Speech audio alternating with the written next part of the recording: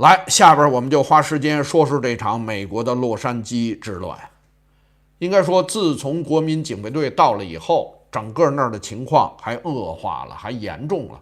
本来在那之前呢，可能还打砸抢烧啊、扔石头啊，可能还没到特别凶猛的程度。但现在呢，我刚才看到的画面，烧汽车的、烧轮胎的，在马路上啊，这现在已经明显的有点失控的状态啊，这事儿是越闹越大。简单给大家介绍一下，那这件事儿怎么闹起来的？我快速的给大家回顾一下时间线，这是怎么回事呢？怎么起来的？可能美国外边的朋友不太知道。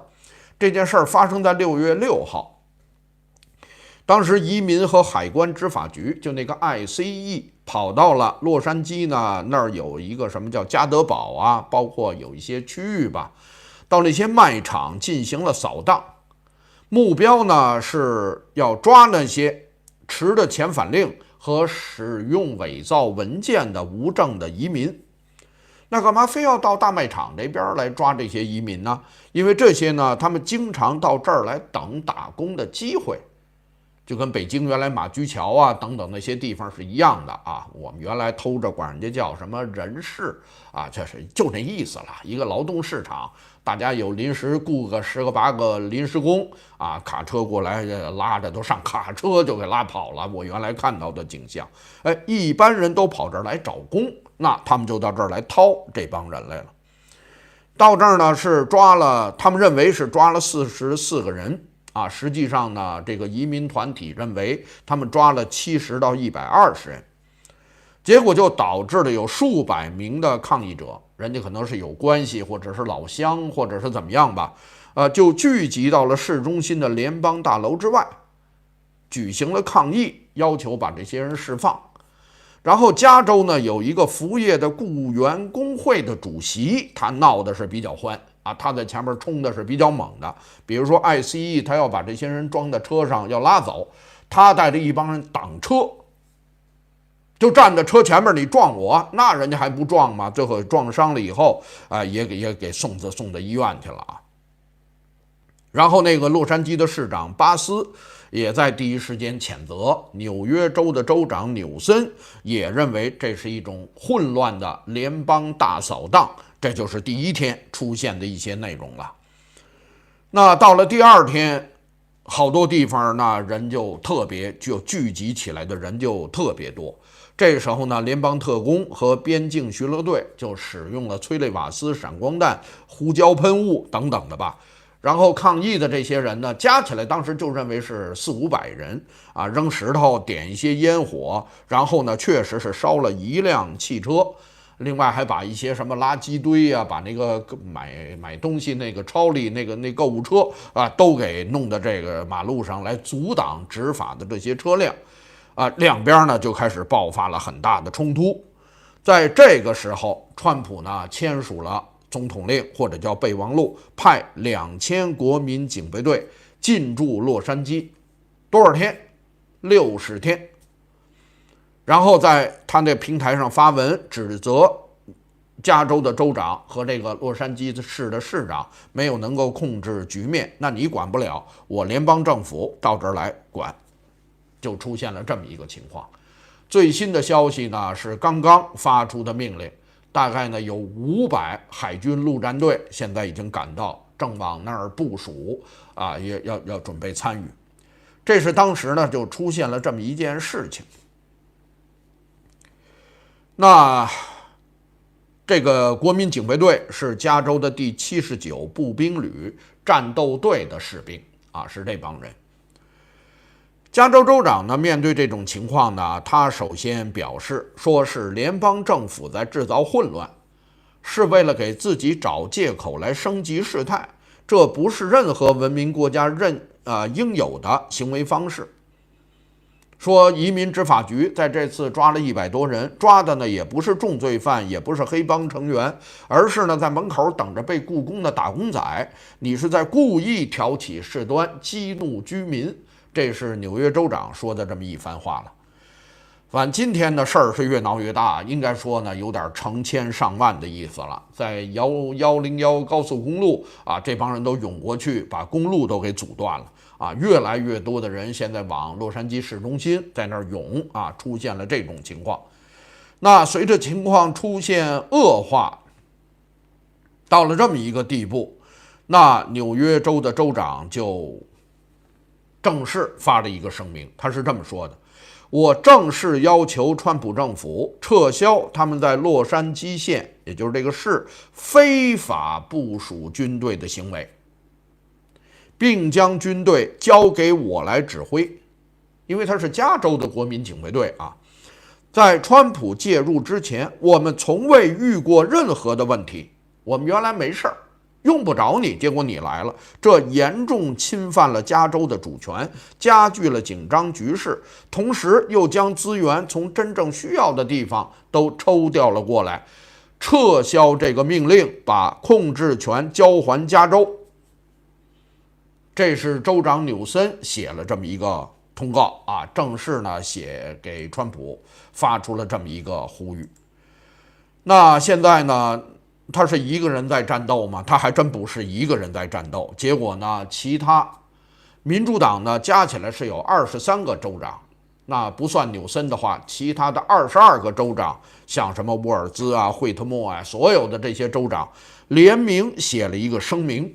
这个声明是这么写的，说总统部署加州国民警卫队的举动是令人震惊的滥用权力。大家注意，一会儿我们来思辨这件事儿。纽森认为川普是违法、非法部署这些部队，然后这20多个州长认为你是令人震惊的滥用权力，说州长才是国民警卫队的总司令。联邦政府在未与州长协商和合作的情况下，在境内擅自动用国民警卫队是无效的，同时也是危险的。这是这20多个州长的说法。此外，威胁派遣美国海军陆战队进入美国的社区，不仅侵害了我们军人的使命，损害了公众的信任，也表明川普政府不信任地方执法部门。现在这件事儿已经正在发生，500海军陆战队正在部署。他讲的必须尊重我们的州长管理国民警卫队的行政权力。大家讲啊，他一直说他们是有这个权利的，所以我们支持纽森州长。他明确表示，暴力是不可接受的，地方当局应该在不受联邦政府干预和恐吓的混乱影响的情况下来开展工作。这是这22个州长加上纽森他们整体的一个说法。另外呢，哈里斯他马上要竞选加州州长嘛，他在第一时间呢也写了这么一个东西啊，他写了一个帖子了啊，是做了他的一个表态了啊。这个呢，这加州是我的家啊，怎么样的？因为那个涉及到政治了啊，那个我就不再过多的描述了。重点就是这帮州长，因为美国是联邦，美利坚合众国是联邦国家，也就是各个州是有自己的主权，有自己的法律，我们是连在一起的，所以各个州是高度自治的。那这些人都提出了，你川普没有权利往这儿派兵。同时呢，我应该领导这国民警卫队，然后呢，又说到啊，这应该由我们有这个行政权。那这20多个州长对还是川普说的对呢？所以说这里边的那些新闻画面，大家都可以找到。我们来辩辩这个理，这是我关注的要点。那川普有权往加州派兵吗？派兵违法吗？是不是像纽森和22个州长说的这样呢？咱们来做一点小的研究。据白宫讲呢，川普发布的这个备忘录中，向洛杉矶部署的这2000名国民警卫队没有援引叛乱法，而是使用了宪法的第10章。那里边有这个说法，说这可能违反了民兵法。该法禁止使用部队，包括国民警卫队，执行国内的执法任务，除非你获得了宪法或者是国会法案的授权，除非你获得就是国会或者是最高法院给你的授权，否则的话你是不能使用部队来执行国内的任务的，这是一个说法。那我就查了查他这个就是宪法第10章到底说的是什么呢？这里边呢，根据美国的法典第10篇它是有这么一个说法的然后呢，当时川普是用这个作为法条作为依据派的这2000兵，然后由国防部长通过北方司令部来实施的。我查了一下呢，这是法律的解释的原文我照端给大家。国民警卫队支持联邦执法，但不具备执法权。国民警卫队可以做到什么呢？一、保护联邦人员和资产。你比如说ICE你比如说它有个联邦办公地点，前一阵儿那不是抓了人了吗？结果大伙儿跟他们要人，被围攻这里边串来串去，可能有的时候都冲进去了。他们到这儿来布置警备线，我们来保护，这可以这个可以。第二呢，提供后勤、通信、情报、巡视和交通控制这些支援给执法的那些联邦或地方的执法机构，你可以作为后勤，这个可以。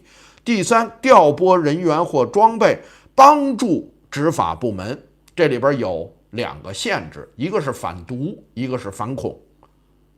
那这个呢，明显是不符合。现在呢，不存在反毒和反恐的问题就只是前2种。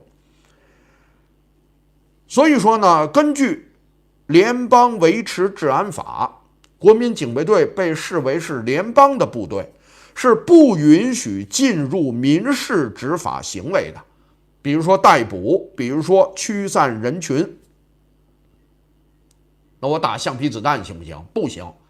那我打什么催泪瓦斯？除非他攻击联邦机构，否则人家在大街上，人家在那儿离联邦机构挺远，对你也没有任何威胁，你管不着人家，这跟你没关系。今天我们已经看到画面上有穿军装的士兵把人给摁在那儿，或者是怎么样，那叫什么？叫逮捕行为。你们不允许进入执行民事执法。那我怎么才能有？那我不能执法。对了，你要用宪法第10章，你就不能用，因为你是按照那个法条来执行任务的。那怎么才可以呢？要启用叛乱法。你要用了这个法，这可以，你可以抓人但是呢，这里边还有规则。你要川普没用这个法如果要使用了1807年制定的叛乱法，总统在极端情况下调动军队来维持秩序是有法律基础的，但是有3种场景总统可以调动军队。第一，州政府请求援助；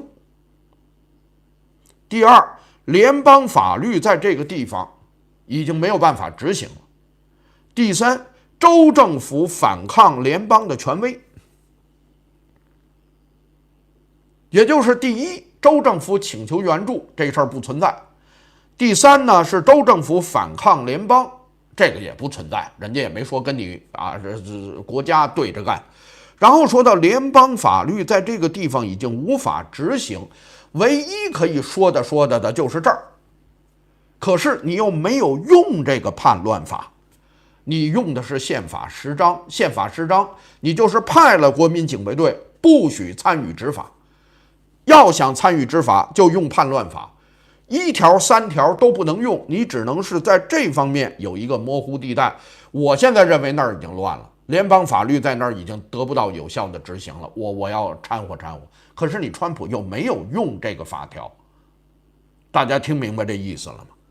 这个不难并不一定我非要在美国或者是怎么样。这个呢，在美国到现在，美国的媒体上、律师各方面，大家都在讨论这个问题。获得这些资讯是很容易的，道理是很简单的非常容易。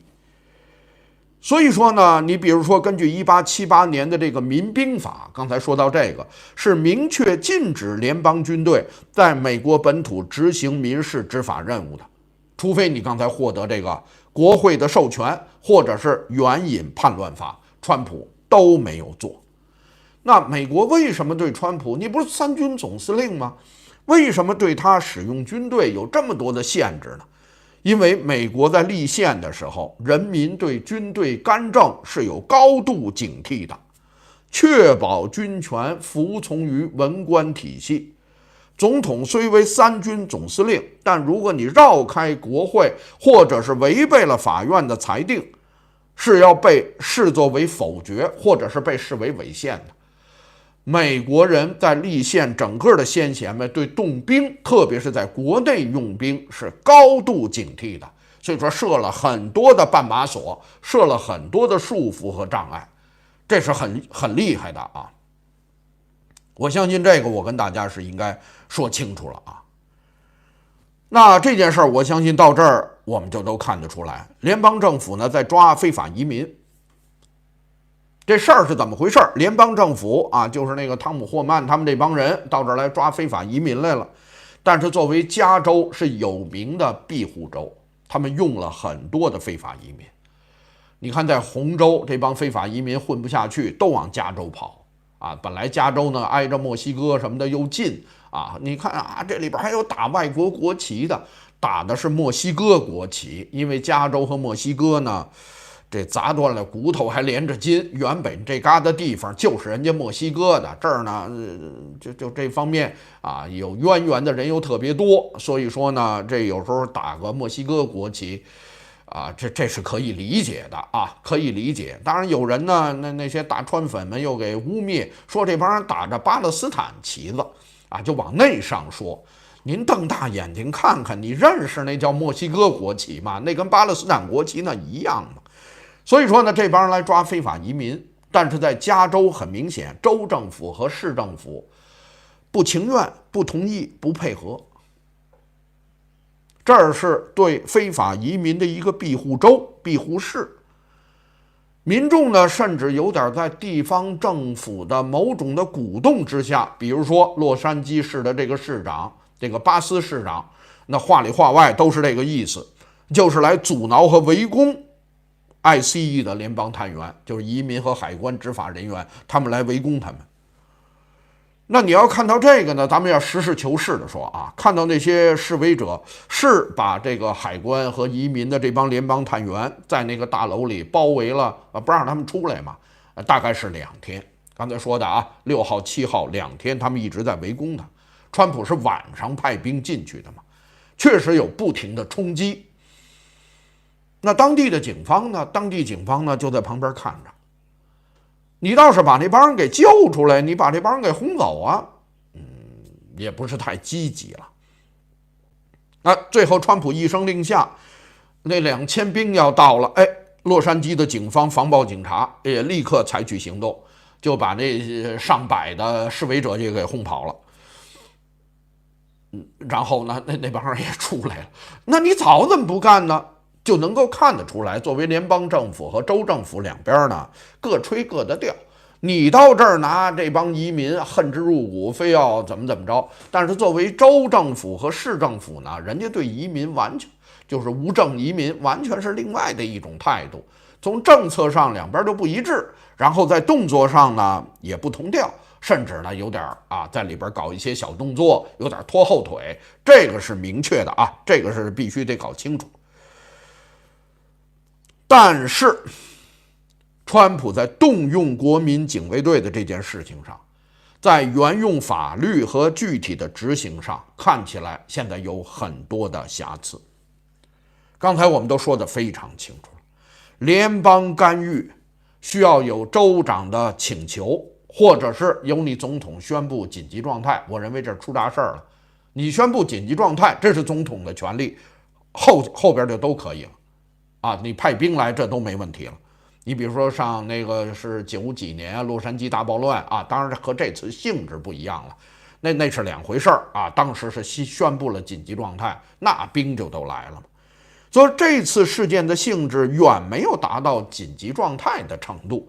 当时那6号、7号呢，双方也没有出现什么严重的人员伤亡，或者是怎么样。抗议者呢，就是扔石头。当街呢是点了个轮胎呀，或者是有这样的情况，这完全在州长的权限范围和处理范围的情况范围之内，而且局面当时也没有说就彻底州长他们就是故意的，给你看看，你不是来抓来了吗？你看惹事儿了吧？其实他完全控制得住。那川普呢就上了，就上了，就动招了。那我看有学者后来做了一个评价，说洛杉矶骚乱在6号、7号本身并不是一个大规模的骚乱，几百人，也就是这么个情况。你弄2000人国民自卫队来，你不能说镇压吧，反正就是来维持秩序吧。这是1965年，整整60年来，总统第一次在没有获得州长请求的情况下，主动派遣军队进入这个州。那现在这种事儿就比较严重了。我看原来的国防部长埃斯珀也说过，当时川普呢，你比如说当时什么，就是黑名贵运动的时候，也让他派兵，他拒绝了。那现在川普都是忠于了，都是他自己的人了。小海让干嘛干嘛，小海现在那这坚决执行任务啊。那跟原来的马克米利说我们不为国王效力，还带领军人还宣誓呢。那现在军队已经无条件服从了，所以说现在这个呢，确实引起了很多人的高度的警惕。因为你派兵之后，不管你的本意是不是想把事情升级，但现在的结局是升级了。而且，你现在如此轻率的就在国内使用军队，这件事情让人们对宪政危机产生了极大的恐惧。这东西以后要使惯了、使熟了，动不动就上军队，那美国的这件事儿可能是要坏啊！这个是引起了人们高度的警觉。说来加州呢，它确实有它自己的特殊情况，这也是为什么纽森和巴斯一个州长一个市长他帮着这帮人，他确实是有他的背景了。说到在加州地区呢，大概有100多万的非法移民，有的人呢在这边已经生活了几十年了，有的时候很小，大概3、4岁、4、5岁跟着父母就跑过来了，在美国呢就在这片地方就这么一点点长大。说在美国呢，好像能申请白卡，也不是完全不能看病好像黑户你是不是没有什么权利他们也能有一定的基本权利好像呢考驾照什么的，包括别的好像也没什么人管，加州是比较松的就在这儿长大了。严格讲，除了有那份出生证之外，除了这个区别，这帮人呢，有的从小在这儿几十年、30、40年长大，就是美国人了。那你现在把这帮人赶走，你让他们去哪儿？他从小就在这儿长大的，然后呢，你又上升到动用军队、国民警备队，那这帮人无路可去啊！这帮人都20、30岁、30、40岁，那这帮人会跟你拼命的。我上哪儿啊？你给我驱逐到哪儿去啊？你给我轰回到墨西哥或者别的国家，那儿对我来说就是外国了。我就从小在这儿长大的，我就等着美国什么时候搞一个大赦呀，或者怎么样，我们的身份就恢复正常了。所以说他确实有你这个一刀切在这儿呢，到那儿3下5花大绑，然后这人一看有证吗？没证，滚！这确实是有些问题了这确实里边有一刀切的这种嫌疑。当然呢，我就看着美国这2天，我一直在旁观这个壮观的场景。我确实也有点不太理解。你比如说原来呢，我们讨论到美国的拥枪或者什么的时候当时呢有很多人都振振有词的讲，美国老百姓拥枪，我们保持着反抗的权利。当我们面对暴政的时候，我们手里都有枪，我们跟统治者是平齐的我们可以对抗暴政。但这几天我看半天，我也没看着有人敢开枪扔个石头子儿的就不错了。你以枪制暴，面对着军队，面对着政府，你扯呢。所以说，一般说到美国民众，我们可以有拥枪，将来面对暴君的时候，我们可以挺身而出。在国家机器面前，你那把小枪说白了就跟烧火棍是差不太多的。所以说现在呢，打破了我好几个对美国印象的迷思。说到美国的制度天下无敌，那是世界上最好的制度，250年保证美国成为世界独强，长盛不衰。到现在这个原来的我脑子里的这个印象彻底破灭了。另外呢，说到美国人民，那美国人民都是有自觉性，我们那是高度民主的。你想上了250年的民主课了，那还不明白吗？到现在美国人民这件事儿，大概这个神话在我这儿也破灭了。然后说到刚才说民众拥枪反抗暴政，这事儿不要再扯了。所以说这件事儿呢，我到现在我也看明白了。包括咱们回头想当时的黑名贵运动当时闹成那样，可以说是全国范围的。我看呢，那枪也不是干这个用的所以说呢，以后说这个，当然我不希望人开枪了但是我就在旁边观察，这件事儿怎么回事儿？这可以休矣。最终呢，我做一点总结，说说我的观感。我认为川普呢，依然还是在他的道路上狂奔。还是我之前说的那句话，他的大方向，无论是关闭边境、打击非法移民，这个是对的我支持。我认为在美国的大多数人也都同意。但是在具体做法上，无论是依法行政还是依规行政，它留下了太多的破绽和瑕疵。美国毕竟是一个法治国家，你得按照规矩来。在法律面前，你现在这没有经过人家州的同意，你就这么硬干，你就来这套把兵派去了，你这就属于好心办坏事儿。我心是好的呀，但你办了一件坏事儿，而办坏事儿是要负责任的。